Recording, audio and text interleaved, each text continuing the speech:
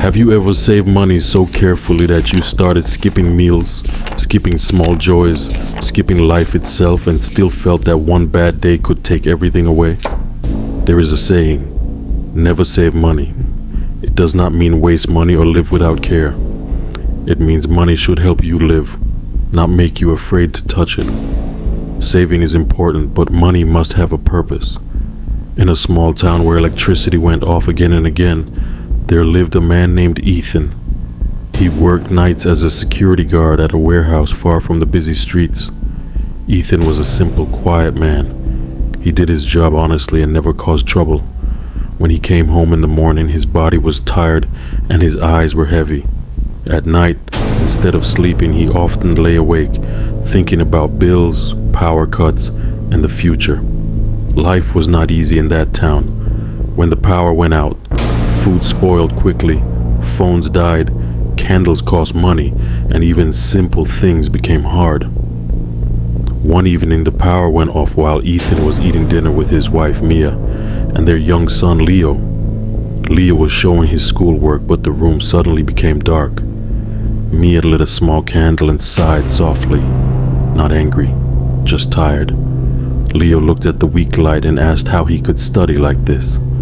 That moment stayed in Ethan's heart. That night, he decided to save money to buy a generator. People in town said a generator was safety, that once you had one, life became easy. Ethan believed this strongly. He took an old envelope, wrote the word generator on it, and hid it in a drawer under his clothes. Every week, he carefully put money inside. To save more, he stopped buying small things that brought comfort. He stopped drinking hot tea, stopped buying fruit, and did not buy new shoes, even when his old ones were broken. Each time he felt pain, he told himself it was for the future. At first, the envelope felt good. It felt heavy and full, and Ethan believed he was becoming safe. But life did not stop. One night, Leo became very sick with a high fever. They rushed him to the clinic, but the doctor asked for money first. Ethan opened the drawer with shaking hands and took money from the envelope. In minutes, the savings became thin. Leo got better, but Ethan felt afraid, not relieved. Soon after, the house rent increased a little, just enough to hurt. Then at work, Ethan was told his shoes were unsafe, and he must buy new ones. The envelope became empty again. Ethan worked more hours, slept less, and became quieter and more tired. He started forgetting things, speaking less at home, and feeling angry inside without knowing why. He heard people say that saving money makes you safe, but his own life showed something different. The more he saved, the more scared he felt of losing it. One dark night when the whole town lost power, Ethan stepped outside and saw a bright light in a neighbor's house across the road. It was Mrs. Carter, an old woman who sold snacks near the school. Her house was calm and bright while the rest of the street was dark. Ethan walked over and asked her how she still had light. She smiled and showed him a rechargeable lantern. She said she charged it when power was on and rented it to others when power was off. It helped her earn money and feel safe. Hearing this, something changed inside Ethan's mind. For the first time, he saw that money hidden in a drawer stayed silent, but money used wisely could speak in return. He went home thinking deeply, holding the empty envelope in his hands, feeling that maybe the problem was not how little he earned, but how he used what he had. Ethan sat at the small kitchen table late that night while the rest of the house slept, the candle burning low and trembling with every soft breath of air. And for the first time in years, he did not push the thin envelope back into the drawer as if it were something dangerous to touch. He opened it slowly, counted the remaining notes again, and felt no comfort in the numbers, only a tight weight in his chest, because he knew how quickly those notes could disappear, and how easily fear had taught him to hide instead of live. When Mia awoke and asked quietly if he was still saving for the generator, Ethan shook his head, not with confidence, but with honesty, and said something he had never allowed himself to think clearly before. He did not want to save just to feel safe anymore. He wanted to build something that could actually help them live through each day.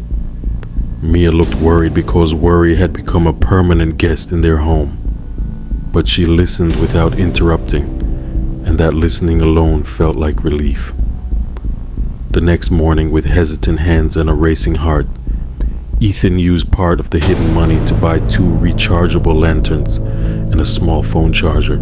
Feeling exposed with every step home because spending felt like risk, and risk felt like failure, he made a quiet agreement with a barber nearby to charge the lanterns during the day, helping him close the shop at night in return.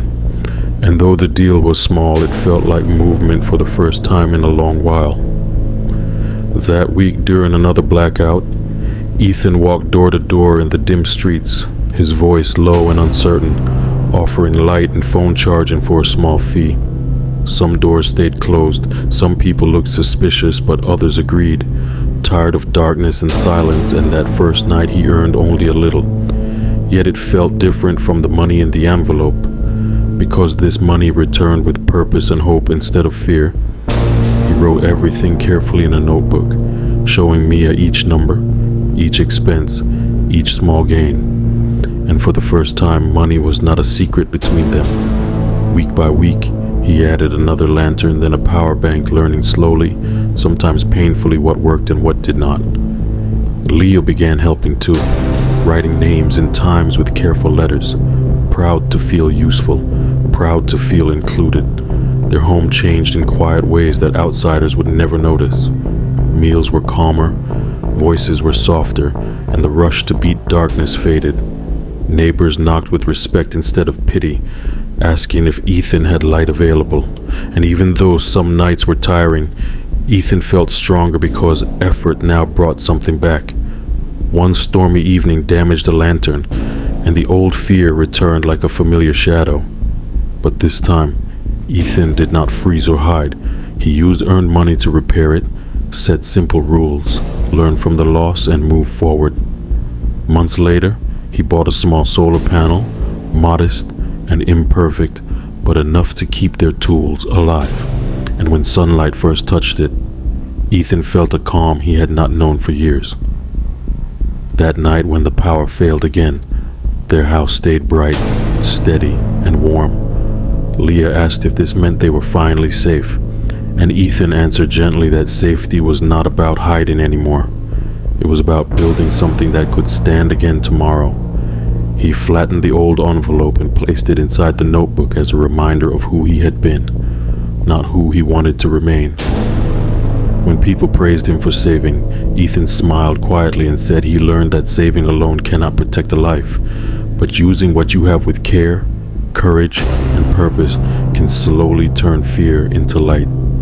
And in that town of blackouts and long nights, he understood that money is not meant to be hidden from life, but guided carefully through it. Because life does not wait for perfect plans or full envelopes.